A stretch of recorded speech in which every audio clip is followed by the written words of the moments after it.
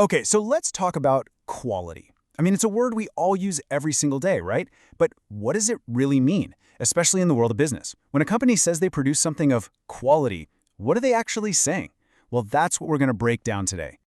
All right, to really get to the heart of this, we've got to jump in a time machine. Let's go back to 1980.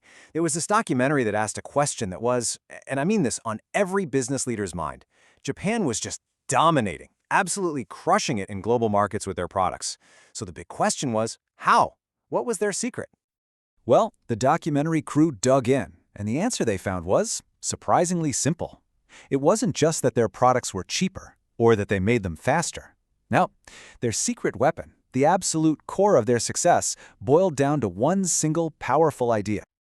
And here's the kicker, the really incredible part of the story. This secret weapon, it wasn't even entirely their own idea. It was actually a lesson they had learned from American experts. Yep, from the West. A lesson that, ironically, the West had completely forgotten and was now scrambling to relearn. So, this all brings us to the real problem, doesn't it? It's one thing to say, oh, the secret is quality. But what does that actually mean? I mean, think about it. How can a car factory and, say, a bank both aim for quality when what they do is so completely different?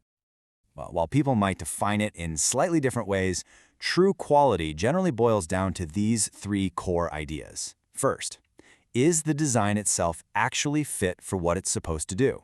Is it a good plan? Second, does the thing you actually made match that plan, that specification?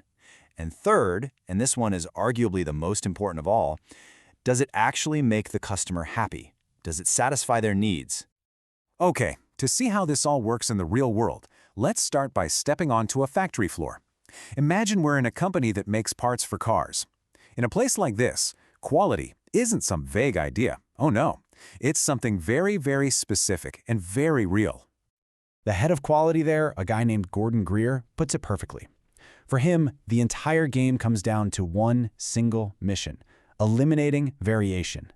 Every single part that comes off that line has to be a perfect, identical copy of the one before it. No exceptions. So, on the factory floor, quality really just means precision. It's all about sticking exactly to the design specifications. It's about extreme accuracy and following what they call strict tolerances, which is really just a fancy way of saying the measurements can't be off by sometimes even a tiny fraction of a millimeter. The goal is simple: zero mistakes, zero surprises. Okay, but what happens when you leave the world of machines and measurements? Let's switch gears completely. We're leaving the factory and heading into a big bank to see how they think about quality when it comes to customer service. I mean, there are no millimeters to measure here, so how on earth do they define what good looks like?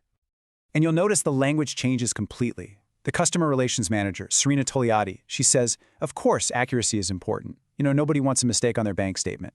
But for her, that's just the starting point. She says quality is about meeting what the customer expects. And then if you can go beyond that, if you can exceed those expectations, you create something way more powerful. You create customer delight. So let's just break that down. You've got these two worlds, right? In manufacturing, it's all about conforming to specs. The goal is to get rid of any variation. You measure it with accuracy. But in the service world, the focus is completely different. It's on customer expectations. The goal isn't just perfection, it's delight. And you measure it with satisfaction. See, it's the same core concept of quality, but it's being applied in two totally different ways. But hang on, because there's one last and maybe most important lesson here. It's really tempting to think, okay, my customers are satisfied, my job's done.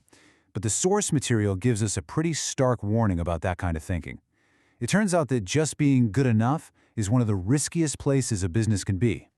And here's why that is. If your entire strategy is just to meet what your customers currently expect, you're leaving the door wide open for your competition. You're practically inviting a rival to come along, see what you're doing, and then do it better.